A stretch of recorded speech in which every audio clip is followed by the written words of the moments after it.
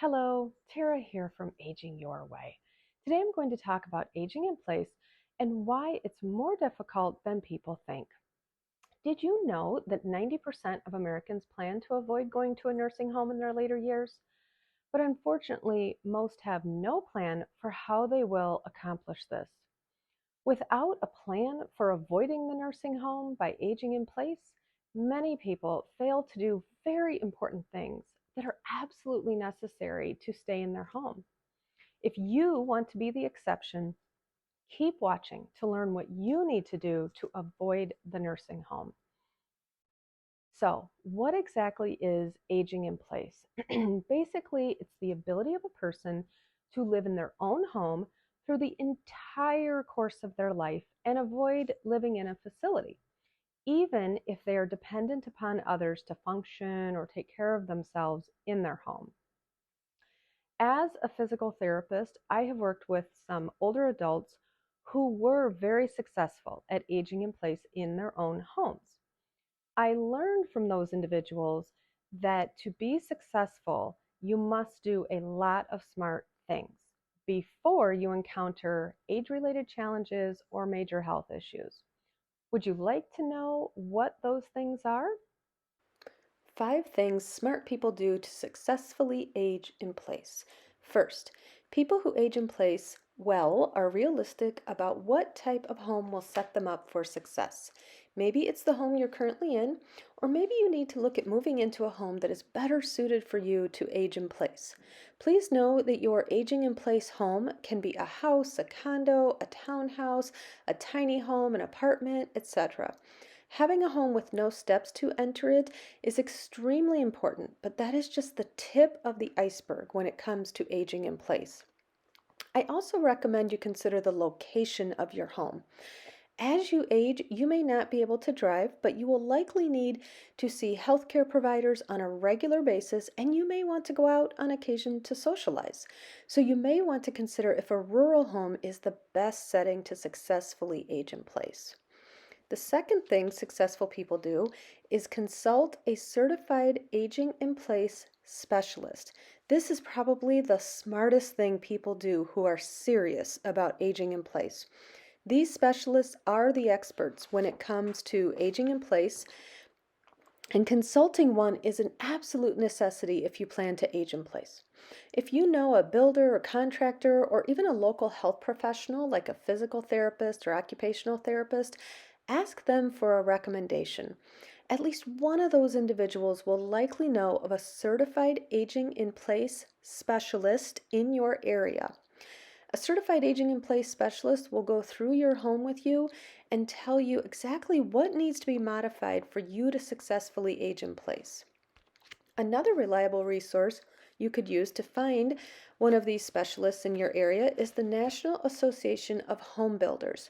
You can call 800 368 5242 or go to their website on the screen to find a certified aging in place specialist in your area.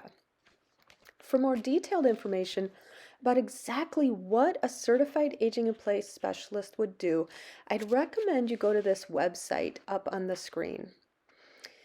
This resource information is also found in the description below and at agingyourway.net under the Resources tab. One quick reminder, please use good judgment and a safety first mindset when meeting with anyone about aging in place or allowing them into your home. Another very smart thing people who successfully age in place do is they acknowledge that they will likely experience a slow physical decline in their later years. This is tough for most people to accept, myself included, but please don't make the mistake of assuming that this won't happen to you. People often think that they don't need to worry about planning for their later years because one of their parents died suddenly of an aneurysm or a heart attack, so they assume that they will too. Of course, there are some people who die suddenly, where they're fairly healthy one day and gone the next, but I promise you this is not typical, even for those who are 80 plus years old. Most people experience a gradual physical decline in their later years that often results in a gradual dependence upon others to take care of basic needs. The question is not, will I need help in my later years? Because you very likely will. But rather, the question you should ask is, what setting do I want to live in when I need help? If you want that setting to be your own home, please continue watching. This brings us to number 4. People who successfully age in place assume that they will need medical equipment and help from others to function in their home in their later years. When someone you know experiences a health crisis that results in them needing medical equipment or home health care, please ask the person or their loved ones questions about what equipment and services they needed when they came home. Perhaps they needed to use a walker or a wheelchair or a tub bench in their home, or perhaps they needed someone to come in and help with personal care, such as showering or getting dressed or making meals. Whatever they needed, I encourage you to put yourself in their shoes and look around your own home with a critical eye and determine if your home is set up to accommodate that equipment. And look at your bank account to determine if you could pay for home health services that are not covered by your insurance. Now, here is a little known fact that can make a huge difference in terms of successfully aging in place. Doorways in your home need to be at least 32 inches wide to accommodate most walkers and wheelchairs. This includes the bedroom and bathroom. Having doorways wider than 32 inches is critical if you plan to successfully age in place. But in most homes, the doorways into key rooms like the bedroom and bathroom are actually less than 30 inches wide. Go measure the doorways in your home today and feel free to comment below with how wide they are. Lastly, to successfully age in place, be flexible and consider multiple options in your aging in place plan. Over the years, I have talked with many clients who plan to age in place but were unable to do so because a major unexpected health crisis made it impossible and they had to move into a senior community or a nursing home. Often the client would say to me, I'm so upset. I plan to stay in my home until the end. Please know that you can do everything right, and sometimes aging in place in your own home only works for a limited time. Unfortunately, none of us can predict the future, but know that aging in place can also occur to a certain degree in a senior community. I encourage you to be flexible and consider a few different options when making your aging plan.